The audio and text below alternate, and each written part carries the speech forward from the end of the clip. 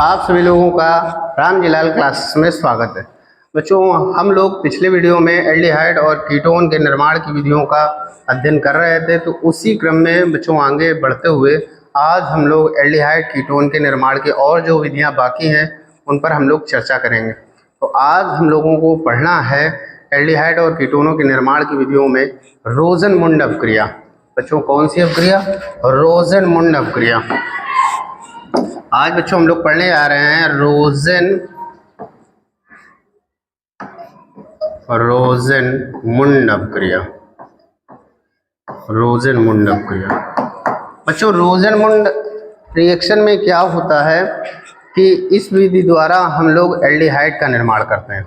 इसमें क्या होता है, कोई हम लोग एसिड क्लोराइड ले लेते हैं और एसिड क्लोराइड का अपचयन कराते हैं हाइड्रोजन द्वारा। एसिड क्लोराइड का अपचयन हाइड्रोजन द्वारा कराते हैं किसकी उपस्थिति में? पैलेडियम धातु।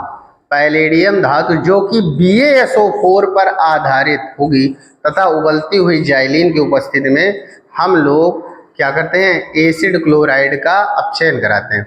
और ऐसा करने पर हमें क्या प्राप्त होता है बच्चों? वही हमारा एल्डिहाइड। देखिए कैसे बच्चों, एसिड क्लोराइड का फार्मूला होता है RCOCl या COX, या एसिड क्लोराइड बोल रहे हैं तो RCOCl, या एसिड हैलाइड बोले तो RCOX। बच्चों, इसका हमें हाइड्रोजन द्वारा क्या कराना है? अपचयन कराना। और ये अपचयन किसकी प्रेजेंस में होगा? पैलेडियम। ये जो पैलेडियम होगी ये BaSO4 पर आधारित होगी। किस पर होगी? BaSO4 पर आधारित। इसके साथ साथ हम लोग उबलती हुई जाइलिन का भी इस्तेमाल करेंगे। उबलती हुई जाइलिन, उबलती हुई जाइलिन।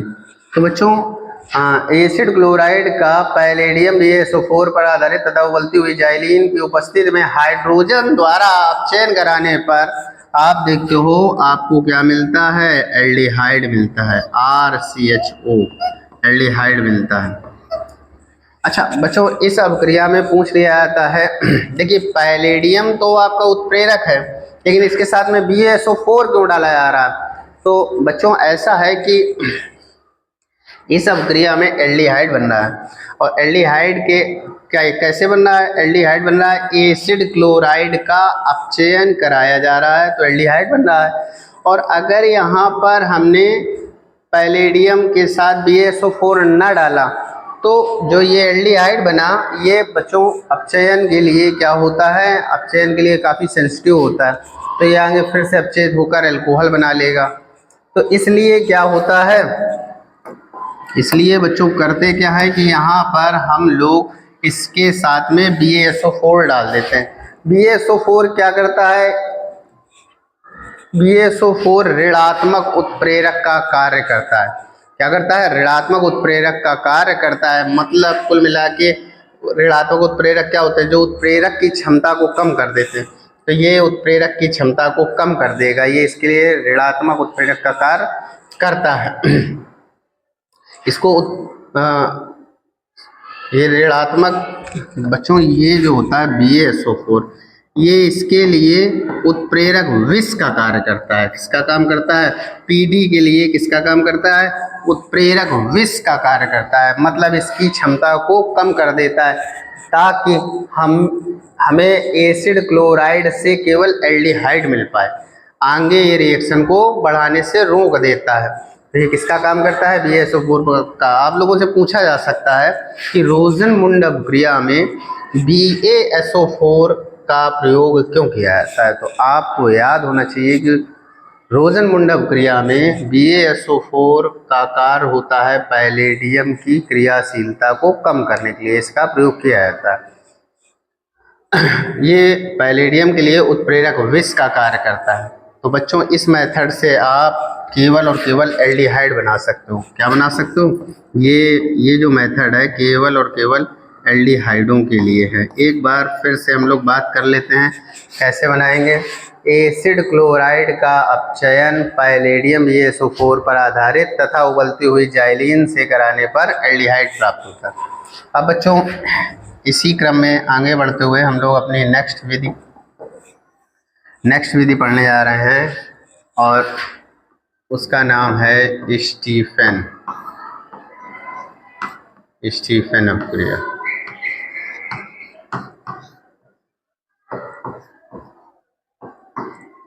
स्टीफन अपक्रिया बच्चों, स्टीफन अपक्रिया की बात करने जा रहे हैं। तो स्टीफन अपक्रिया क्या होती है, इस पर फोकस करना। तो इसमें क्या होता है, एल्किल साइनाइड का अपचयन स्टेनस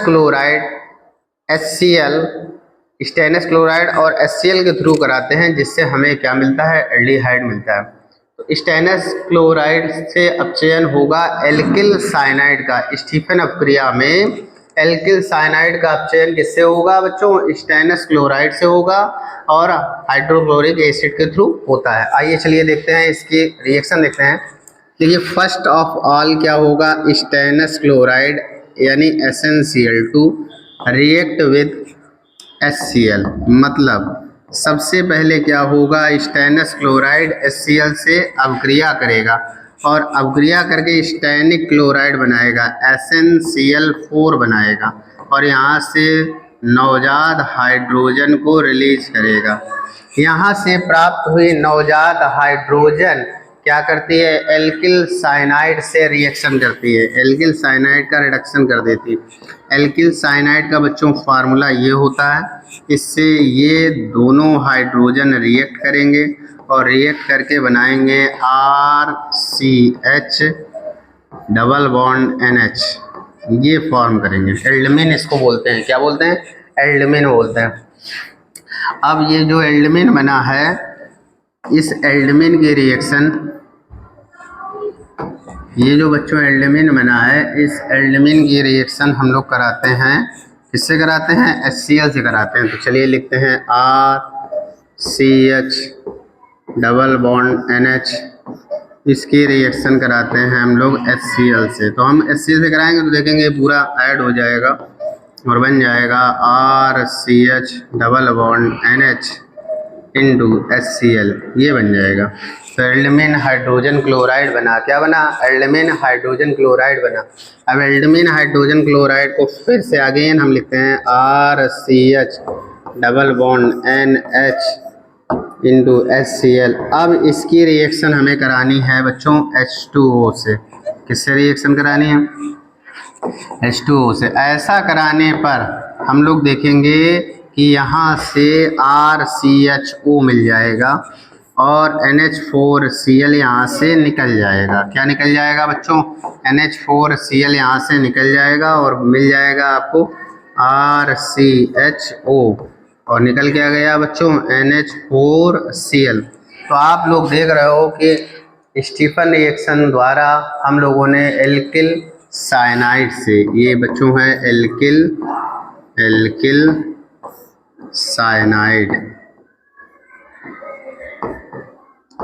एल्किल साइनाइड से हम लोगों ने एल्डिहाइड बनाया। तो ये जो आज की जो दोनों विधियां अभी मैंने बताई आपको, एक तो मैंने रोजनमुंड अपचयन बताया, रोजनमुंड अपचयन में भी आपने देखा कि एसिड क्लोराइड से हम लोग एल्डिहाइड बनाते हैं और स्टीफन रिएक्शन में भी हमने यही देखा कि ये एल्किल साइनाइड से हम लोग एल्डिहाइड बनाते हैं। तो बच्चों ये थी एल्डिहाइड और कीटोनों के निर्माण की कुछ विधियां। तो हमने आपको एल्डिहाइड कीटोनों की कुछ निर्माण की विधियां बता दी। अब बच्चों हम बात कर लेते हैं एल्डिहाइड और कीटोनों के रासायनिक गुणधर्म की। चलिए एल्डिहाइड और कीटोनों के रासायनिक गुणधर्म देख लीजिए। तो बच्चों इसी क्रम में आगे बढ़ते हुए आज हम लोग बात करेंगे एल्डिहाइड और कीटोनों के रासायनिक गुणधर्म। बच्चों इनको भी एक साथ, जैसे हमने एल्डिहाइड कीटोनों के निर्माण की विधियां हम लोगों ने एक साथ पढ़ी हैं, ठीक उसी प्रकार से एल्डिहाइड और कीटोनों के रासायनिक गुणधर्मों को भी हम एक साथ पढ़ेंगे, क्योंकि बहुत सारी ऐसी अभिक्रियाएं होती हैं जो एल्डिहाइड और कीटोन एक साथ मतलब एक जैसे प्रदर्शित करते हैं, तो उनको एक साथ पढ़ना ही ठीक होगा। एल्डिहाइड एवं कीटोनों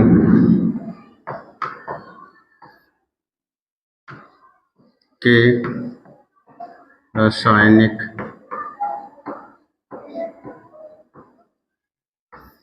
गुण।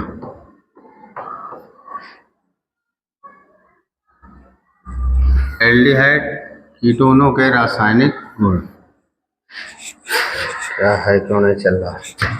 एक तो मक्खी बहुत परेशान किए हुए, आकर बैठ जाती है, बोर्ड का चलना बंद हो जाता है।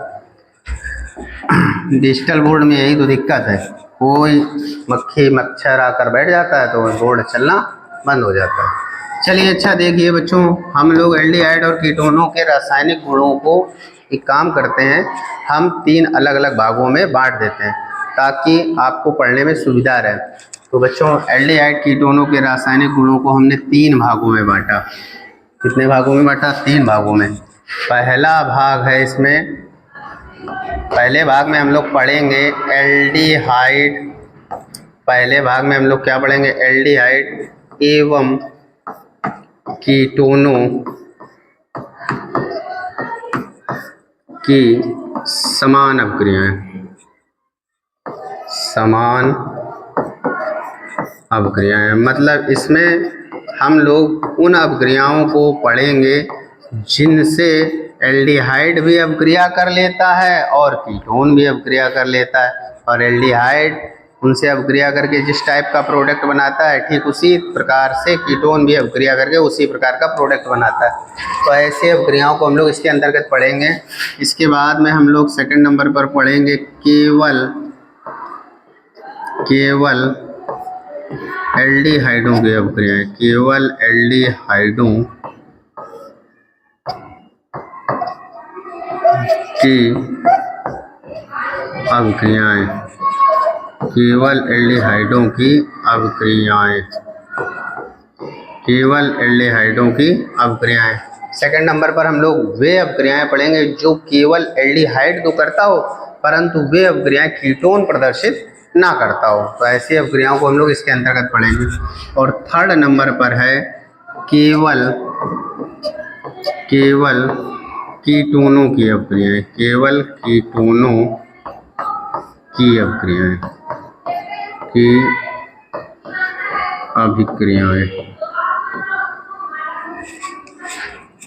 केवल कीटोनों की अभिक्रियाएं।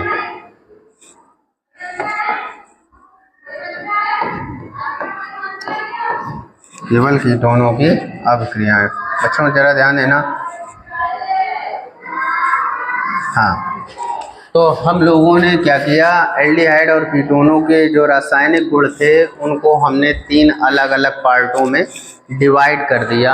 एक तो एल्डिहाइड एवं कीटोनों की समान अभिक्रियाएं, जो अभिक्रियाएं एल्डिहाइड और कीटोन एक साथ प्रदर्शित करते हैं उनको हमें एक साथ पढ़ना है। उसके अलावा केवल एल्डिहाइडों की अभिक्रियाओं को केवल और केवल एल्डिहाइड ही कर पाते हैं, कीटोन नहीं कर पाते हैं। और इसी क्रम में बच्चों हम केवल कीटोनों की अभिक्रियाओं की बात करें तो केवल और केवल वो कीटोन ही कर पाते हैं, एल्डिहाइड नहीं कर पाते हैं। तो इस प्रकार से हमने क्या किया, इनको 3 अलग अलग पार्टों में डिवाइड कर दिया। इसके बाद में ये क्लासिफिकेशन यही नहीं रुकता है, ये क्लासिफिकेशन यही नहीं रुकता है बच्चों। इस क्लासिफिकेशन को हम और आगे क्लासीफाई करेंगे, मतलब इस वर्गीकरण को और आगे बढ़ाएंगे। देखिए, जो बच्चों एल्डिहाइड और कीटोनों की अभिक्रियाएं हैं इनको भी हमने अलग अलग समूहों में बांटा है। कौन कौन सी? सबसे पहले हम लोग पढ़ेंगे इसमें योगात्मक अभिक्रियाएं। कौन सी पढ़ेंगे? योगात्मक अभिक्रियाएं, यानी योग अभिक्रियाएं।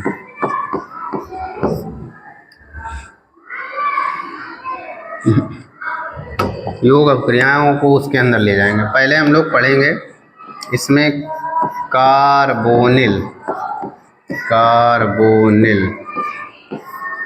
समूह की अभिक्रियाएं। कार्बोनिल समूह की अभिक्रियाएं। कार्बोनिल समूह की अभिक्रियाएं। इसके बाद में बच्चों हम लोग पढ़ेंगे कार्बोनिल के बाद में हम लोग पढ़ेंगे बच्चों एल्किल समूह की अभिक्रियाएं। एल्किल समूह की अभिक्रियाएं, एल्किल समूह की अभिक्रियाएं।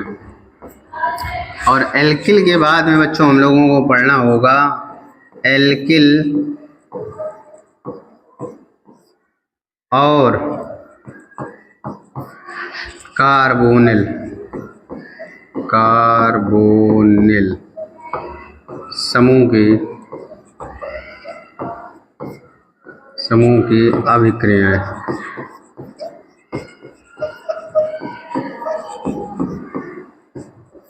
हाँ, तो बच्चों एल्डिहाइड कीटोनों की समान अभिक्रियाओं में हम लोगों को पढ़ना है एक कार्बोनिल समूह की अभिक्रियाएं, जिनमें एल्डिहाइड का या कीटोन का केवल कार्बोनिल समूह भाग लेता हो।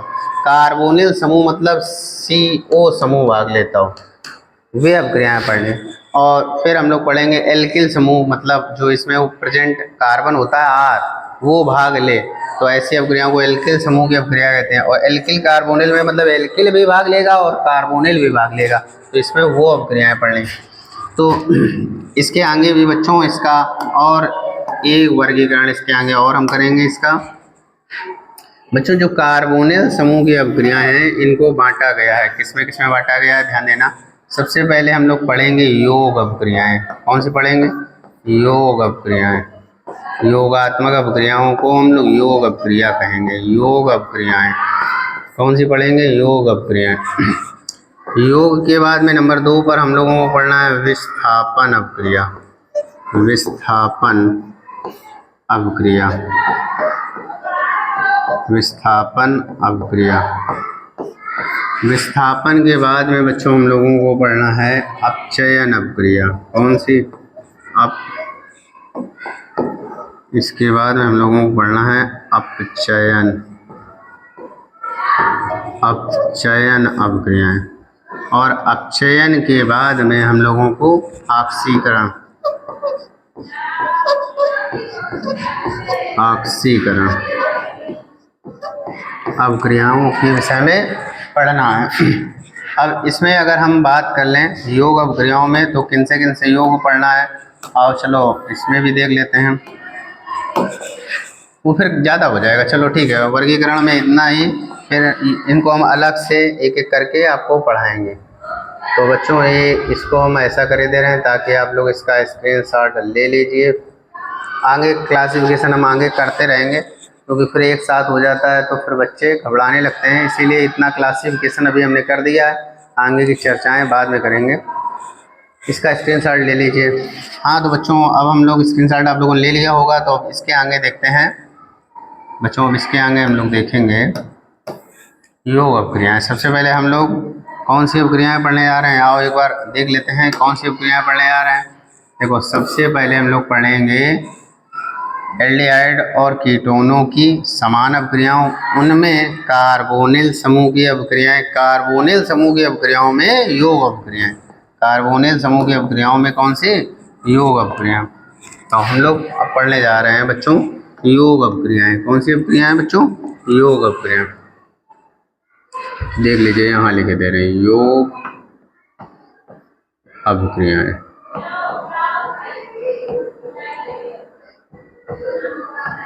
तो बच्चों हम लोग सबसे पहले योग अभिक्रिया में हम लोग HCN का योग पढ़ेंगे।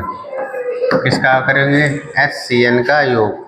तो बच्चों जब भी कार्बोनिल यौगिकों की योग अभिक्रियाओं की बात करते हैं तो कार्बोनिल जरा ध्यान देना। चाहे अगर हम बात करें एल्डिहाइड की तो एल्डिहाइड का फार्मूला ये होता है, अगर हम कीटोन की बात करें तो कीटोन को इस प्रकार से रिप्रेजेंट करते हैं। तो इनमें जरा ध्यान देना, ये दोनों ही कार्बोनिल समूह वाले यौगिक हैं और आपको पता है कि कार्बन और ऑक्सीजन के बीच में डबल बॉन्ड है। डबल बॉन्ड का मतलब ये आपका सिग्मा है, तो ऊपर वाला कौन सा है? पाई है। एक सिग्मा है तो एक पाई है, ये पाई है। तो आपको पता है कि कार्बन और ऑक्सीजन की विद्युत ऋणात्मकता में काफ़ी अंतर होता है। इस अंतर के कारण ऑक्सीजन एटम क्या करता है? इन साझे के इलेक्ट्रॉनों को अपनी ओर अट्रैक्ट कर लेता है।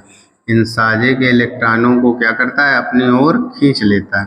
जब अपनी ओर खींच लेगा तो इस पर आ जाएगा पार्शली निगेटिव चार्ज और इस पर आ जाएगा पार्शली पॉजिटिव चार्ज। ऐसे यहाँ भी देखो बच्चों, यहाँ पे क्या हो जाएगा, यहाँ पर ये वाले इलेक्ट्रॉन शिफ्ट हो जाएंगे ऑक्सीजन के पास में, और जब ऑक्सीजन के पास में शिफ्ट हो जाएंगे तो इस पर आ जाएगा पार्शली निगेटिव चार्ज, इस पर आ जाएगा पार्शली पॉजिटिव चार्ज, मतलब आंशिक ऋण आवेश इस पर और आंशिक धन आवेश कार्बन एटम पर। तो कार्बन एटम पर यहाँ पर कौन सा आवेश आ रहा है, धन आवेश। धन आवेश के कारण इसको किन की ज़रूरत है, नाभिक स्नेही की कि इलेक्ट्रॉन स्नेही की। तो बच्चों नाभिक स्नेही किसको कहते हैं, नाभिक स्नेही उसे कहते हैं जिसको पॉजिटिव चार्ज की ज़रूरत है, और इस पर पॉजिटिव चार्ज आ रहा है, आप देख रहे हो इस पर पॉजिटिव चार्ज है ऑलरेडी और इसे पॉजिटिव चार्ज की ज़रूरत है, तो ये आकर इससे अटैच हो जाएगा। और ऐसे यहाँ पर अगर हम कराएंगे नाभिक स्नेही की तो नाभिक स्नेही आएगा और यहाँ पर जुड़ जाएगा। इलेक्ट्रॉन स्नेही प्रतिस्थापन, इलेक्ट्रॉन स्नेही योगात्मक अभिक्रिया नहीं देते हैं, कौन सी देते हैं, ये नाभिक स्नेही योग अभिक्रियाएं देते हैं। कुल मिला के हम लोग योग अभिक्रियाओं की अगर बात करें तो कार्बोनिल यौगिक आपके जो भी होते हैं, कार्बोनिल यौगिक में एल्डिहाइड और कीटोन पढ़ रहे हैं, तो एल्डिहाइड और कीटोन की योग अभिक्रियाओं में कौन सी योग अभिक्रियाएं होती हैं, नाभिक स्नेही योग अभिक्रियाएं। कौन सी अभिक्रियाएं होती हैं बच्चों, नाभिक स्नेही योग अभिक्रियाएं। तो बच्चों एल्डिहाइड और कीटोनों के रासायनिक गुण धर्म की शुरुआत हम अपने नेक्स्ट वीडियो में करेंगे। अभी हमने आपको बता दिया कि योग अभिक्रियाएं प्रदर्शित करते हैं और योग अभिक्रियाओं में कौन सी योग अभिक्रियाएं, नाभिक स्नेही योग अभिक्रियाएं प्रदर्शित करते हैं। इस पर हम और भी चर्चा करेंगे लेकिन अपने नेक्स्ट वीडियो में, क्योंकि बच्चों हम लोग समय से बंधे हुए हैं, तो जब समय होता है तो हमें जाना ही पड़ता है। वैसे मन तो नहीं है हमारा जाने का, लेकिन अब बच्चों समय हो गया तो समय से हम लोग बंधे हुए हैं, इसलिए कोई बात नहीं है, आज हम लोग यहाँ तक क्लास ख़त्म कर रहे हैं। इसके आगे की क्लास आपको नेक्स्ट वीडियो मिलेगी। तब तक चैनल को देखते रहिए और जो चैनल में सिखाया जाए, जो वीडियो में बताया जाए, उसका घर पे अभ्यास ज़रूर करते रहिए। बच्चों अगर वीडियो अच्छा लगा हो तो वीडियो को लाइक कीजिए, चैनल को सब्सक्राइब कीजिए, दोस्तों के साथ शेयर कीजिए। Thanks for watching my video.